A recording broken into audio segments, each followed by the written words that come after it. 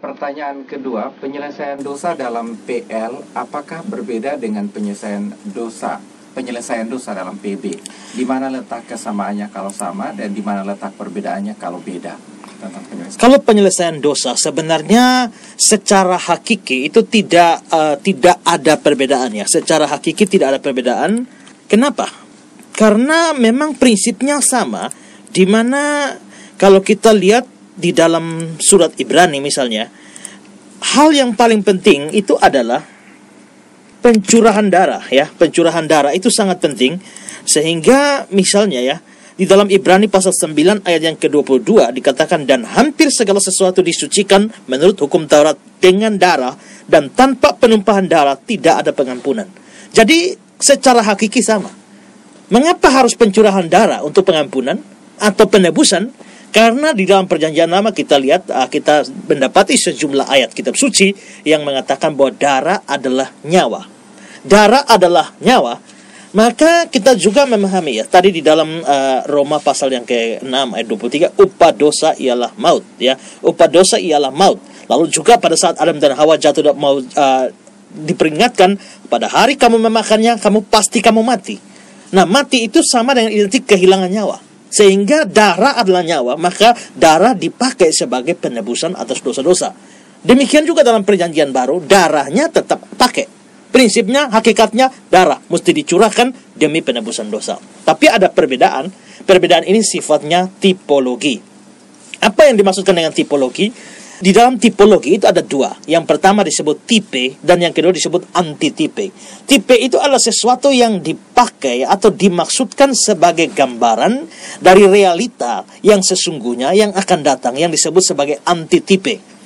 Jadi misalnya ya, di dalam perjanjian lama diberikan kalau orang berdosa, dia mesti korban kambing atau korban domba. Potong binatang.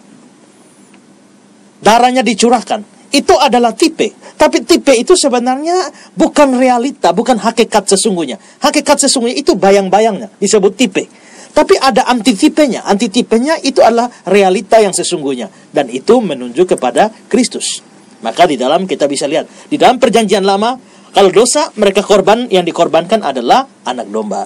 Maka begitu Yohanes Pembaptis lihat Yesus di dalam Yohanes pasal 1, dia bilang, lihatlah anak domba Allah yang menghapus dosa dunia. Lalu surat Petrus pasal 1 dikatakan bahwa kita ditebus dengan cara hidup kita yang sia-sia, bukan dengan darah kambing atau domba, tapi dengan darah yang lebih mahal dan seterusnya. Itu darah Kristus. Maka di sini kita bisa lihat berarti bahwa di dalam perjanjian lama ada bayang-bayangnya, tapi dalam perjanjian baru itu realitas sesungguhnya. Ini ditegaskan di dalam Ibrani pasal yang ke-10. Ayat 1 dikatakan, di dalam hukum Taurat hanya terdapat bayangan saja dari keselamatan yang akan datang, dan bukan hakikat keselamatan itu sendiri. Karena itu dengan korban yang sama, yang setiap tahun terus-menerus dipersembahkan, hukum Taurat tidak mungkin menyempurnakan mereka yang datang mengambil bagian di dalamnya. Dan seterusnya ya. Jadi kita bisa lihat bahwa korban-korban ayat 3, tapi justru oleh korban-korban itu setiap tahun orang diperingatkan akan adanya dosa. Ayat 4, sebab tidak mungkin darah lembu jantan atau darah domba jantan menghapus dosa. Ya, jadi itu hanya bayangan. Itu tipenya. Tapi nanti antitipenya, penyempurnaannya datang kepada Kristus. Begitu Kristus datang, maka kita tidak butuh bayang-bayang lagi. Itulah sebabnya kenapa orang Kristen tidak perlu lagi acara potong kambing, potong domba. Ada agama tertentu sampai sekarang masih potong kambing, potong domba. Kristen sudah tinggalkan itu 2000 tahun yang lalu, sejak Kristus datang dan mati sebagai korban pendamaian dosa. Jadi, kita sudah tinggalkan itu 2000 tahun yang lalu. Tapi ada yang masih ketinggalan 2000 tahun. Sehingga mereka masih dengan kambing, domba dan sebagainya. Kita sudah tidak lagi. Kristus anak domba Allah yang adalah korban penebus dosa. Jadi memang ada perbedaan dan juga ada persamaan. Persamaannya darah mesti ada.